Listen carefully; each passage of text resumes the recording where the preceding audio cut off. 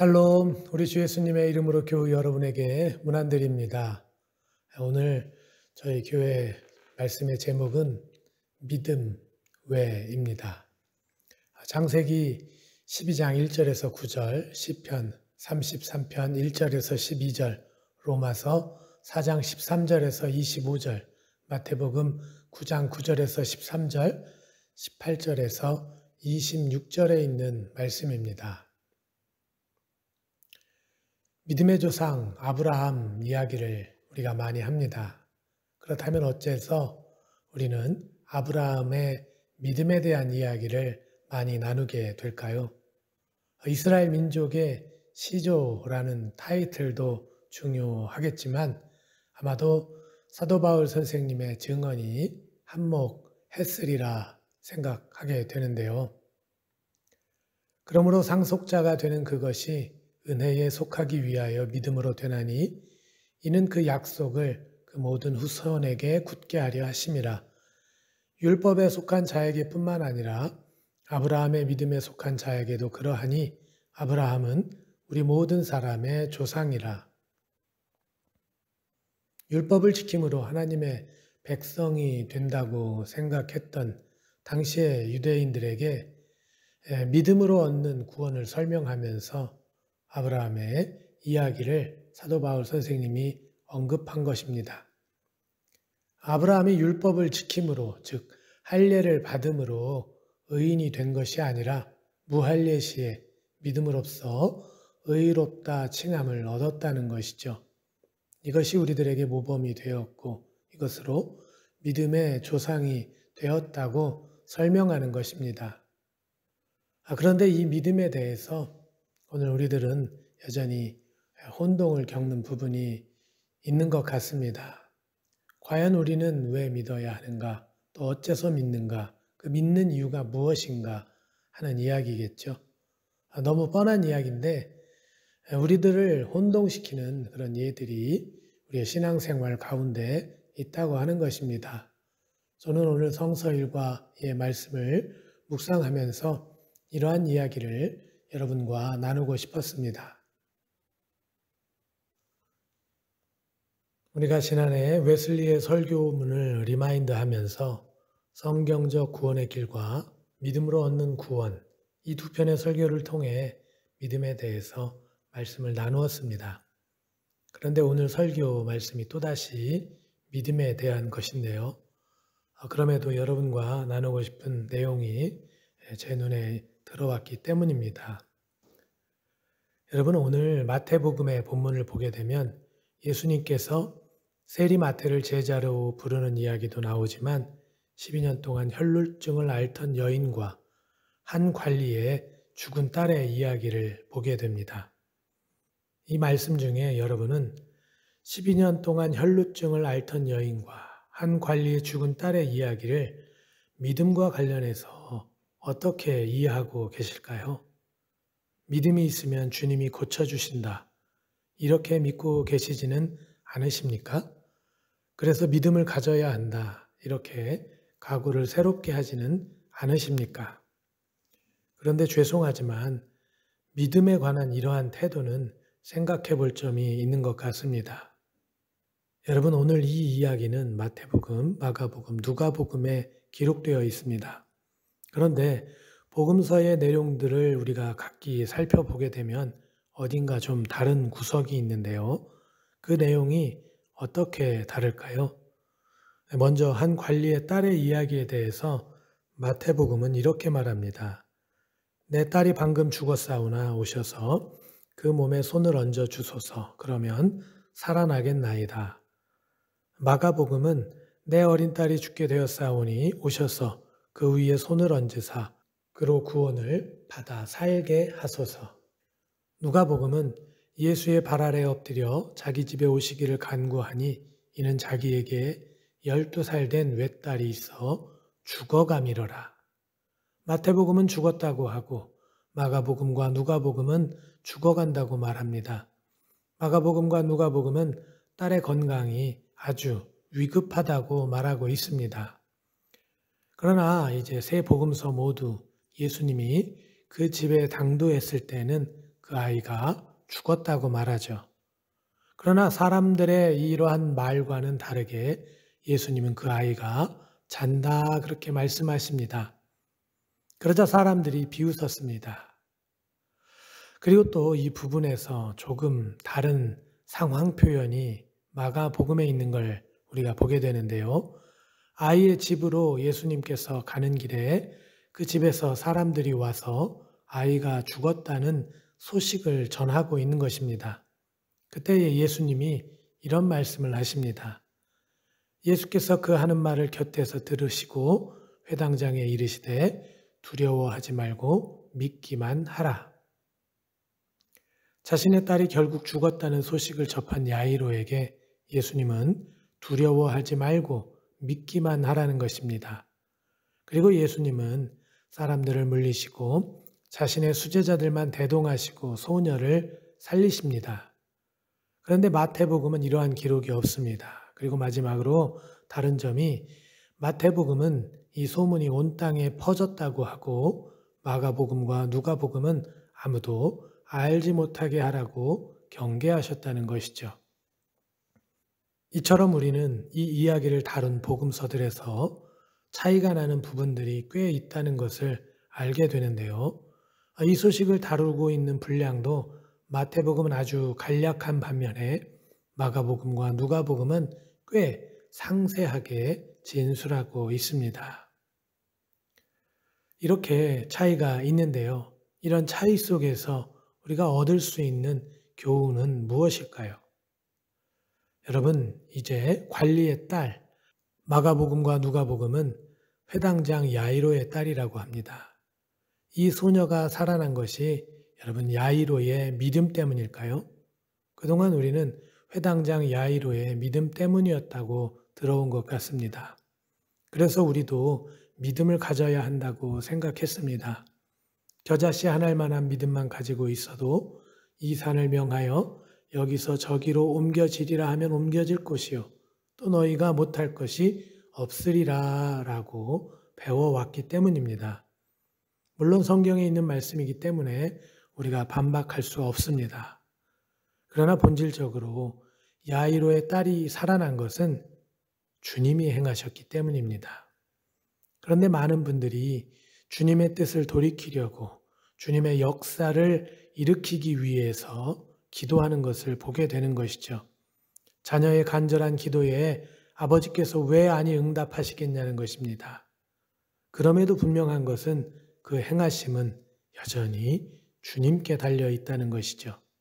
하지만 의외로 많은 분들이 자신들의 간절한 간구에 응답을 받으려고 신앙생활하고 기도하는 것을 보게 됩니다.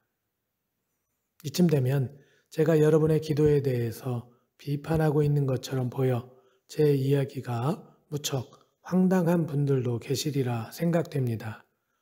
그러나 분명한 것이 있습니다.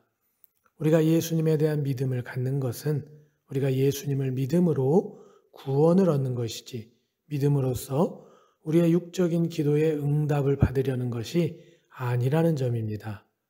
그런데 신앙생활을 함에 있어 우리가 육적인 기도를 이루려고 하는 경우들이 종종 있는 것이죠. 그러나 믿음은 이러한 것이 우선이 아닙니다. 저는 주님의 관심도 그렇다고 믿습니다. 특별히 오늘 이제 혈루증을 앓던 여인의 이야기를 보면 저의 이러한 생각에 더욱 확신을 갖게 되는데요. 그 이야기도 잠시 살펴보겠습니다. 먼저 마태복음과 마가복음은 혈루증 앓던 여인이 예수님의 겉옷을 만진 이유가 구원이라고 말합니다. 이는 제 마음에 그 겉옷만 만져도 구원을 받겠다 함이라. 이는 내가 그의 옷에만 손을 대어도 구원을 받으리라 생각함일러라. 그런데 누가복음은 고침을 받던 여인이 예수님의 옷가에 손을 대었더니 혈루증이 즉시 그쳤다고 말하고 있죠. 분명 혈루증 앓던 여인이 고침을 받은 것이 사실입니다. 그러나 역시 누가복음에서도 가장 중요한 것은 구원입니다. 마태복음과 마가복음은 혈루증 앓던 여인이 예수님의 옷가에 손을 댄 목적이 구원을 받으려는 것이다 분명히 말합니다. 또 누가복음에서도 예수님이 그녀의 믿음이 그녀를 구원했다고 말씀하는 것을 보게 되는 것입니다. 예수께서 이르시되 딸아 내 믿음이 너를 구원하였으니 평안히 가라 하시더라. 성경은 여인이 12해를 혈루증으로 앓고 있었다고 합니다. 그녀의 병은 당시의 의술로는 고치기 어려웠던 병이었습니다. 그래서 그 병을 치료하기 위해 노력했지만 삶은 피폐해지고 건강도 더 나빠졌다고 마가복음은 말합니다. 많은 의사에게 많은 괴로움을 받았고 가진 것도 다 허비하였으되 아무 효험이 없고 도리어 더 중하여졌던 차에 이 여인의 심정이 절박하기도 하지만 사실은 자포자기한 심정이었다는 것을 오늘 우리는 느낄 수 있습니다. 오랜 세월 상황이 바뀌지 않는 생활을 하다 보면 우리들은 대체로 이런 정신적 공황을 겪게 되죠. 계속 무엇인가 시도를 해보지만 우리의 시도가 아무런 변화를 가져오지 못할 때 자신도 모르게 빠져드는 심리적 상태인 것입니다. 그러할 때 예수님이 그런 여인의 눈에 띈 것입니다. 많은 이들을 고쳤다는 예수님, 그 소문이 하도 대단해서 그녀의 마음도 솔깃해졌겠죠. 그러나 대단하다는 의사는 이미 많이 만나본 그녀였습니다.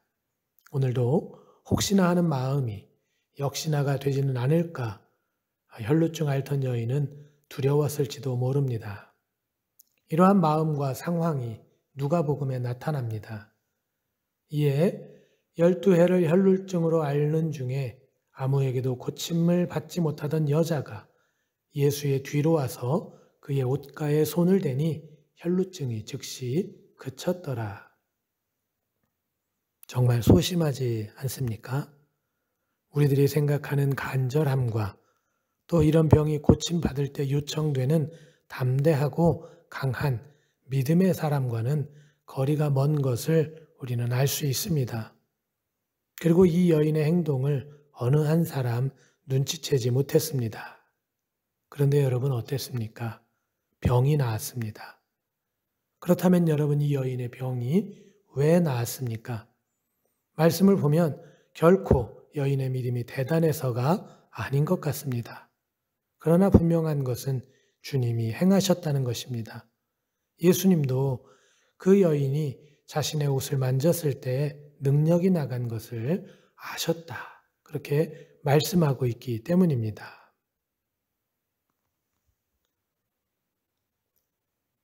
사랑하는 교우 여러분, 저도 매일 현실적인 문제 앞에서 하나님께 기도를 드립니다. 제가 겪고 있는 일들, 또 우리 교회 교우들의 상황, 그리고 저와 은혜를 나눈 수없이 많은 분들의 기도 제목을 놓고 중보 기도하고 있는데요. 우리의 연약함이 우리를 기도의 자리로 나아가게 하는 것입니다. 그리고 분명 우리가 연약할 때 드리는 그 기도를 통해서 우리는 예수님을 만나게 되고 하나님의 자애로운 사랑을 누리고 성령의 동행하심을 경험하게 됩니다. 그런데 우리의 간절한 기도, 우리의 뼈를 갈아 넣은 기도가 응답받았을 때 주님은 특별하게 오늘 구원이라는 표현을 사용하십니다. 오늘 우리가 읽은 성경의 말씀도 각 사람이 안고 있는 인생 문제의 해결보다는 구원에 초점을 맞추고 있는 것을 보는 것입니다. 제가 앞에서 믿음이 있으면 주님이 고쳐주신다. 그러니 믿음을 가져야 한다는 태도가 생각해 볼 여지가 있다는 그런 말씀을 드렸는데요. 이러한 맥락이 있었기 때문입니다. 성경에 놀라운 기적의 이야기들이 있으니 이런 성경의 이야기들을 믿으면 우리의 어떤 문제든지 해결되지 못할 것이 없다고 하는 것.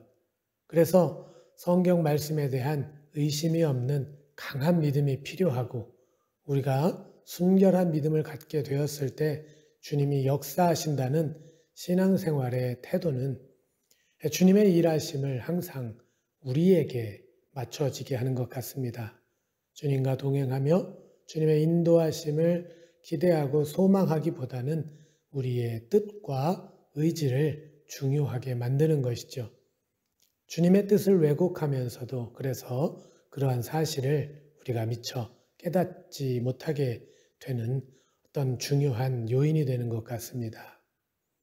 사랑하는 교우 여러분, 구원은 주님 안에서 누리게 되는 자유함입니다.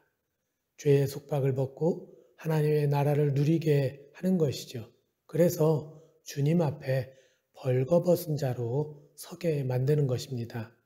자신의 민낯을 그대로 드러내 보이는 것이죠. 너무 부끄럽지만 주님이시기에 우리가 자유함으로 내보일 수 있는 것입니다. 그것은 흠으로 봐주지 않는 우리 주님이시기 때문입니다. 저는 이 사실이 너무나 좋습니다. 우리의 기도의 응답을 위해서 강한 믿음이 요청되는 것이 아니라 주님과 동행하는 삶을 위해서, 주님과 함께하기 위해서, 세상의 가치와는 다른 천국의 삶을 위해서, 바로 구원을 위해서 믿음이 요청된다는 사실을 오늘 우리가 기억했으면 좋겠습니다. 그래서 거짓됨 없이 정직하게 주님을 마주할 수 있는 저와 여러분들이 되시기를 예수님의 이름으로 축복합니다. 오늘은 시편 33편 1절에서 12절의 말씀을 읽으며 말씀을 마치겠습니다. 너희 의인들아 여호와를 즐거워하라. 찬송은 정직한 자들이 마땅히 할 바로다. 수금으로 여호와께 감사하고 열줄 비파로 찬송할지어다. 새 노래로 그를 노래하며 즐거운 소리로 아름답게 연주할지어다. 여호와의 말씀은 정직하며 그가 행하시는 일은 다 진실하시도다. 그는 공의와 정의를 사랑하시며 세상에는 여호와의 인자하심이 충만하도다. 여호와의 말씀으로 하늘이 지음이 되었으며 그 만상을 그의 입기운으로 이루었도다. 그가 바닷물을 모아 무더기같이 쌓으시며 깊은 물을 곳간에 두시도다. 온 땅은 여호와를 두려워하며 세상의 모든 거민들은 그를 경외할지어다. 그가 말씀하심에 이루어졌으며 명령하심에 견고히 섰도다. 여호와께서 나라들의 계획을 폐하시며 민족들의 사상을 무효하게 하시도다. 여호와의 계획은 영원히 서고 그의 생각은 대대에 이르리로다. 여호와를 자기 하나님으로 삼은 나라 곧 하나님의 기업으로 선택된 백성은 복이 있도다. 할렐루야.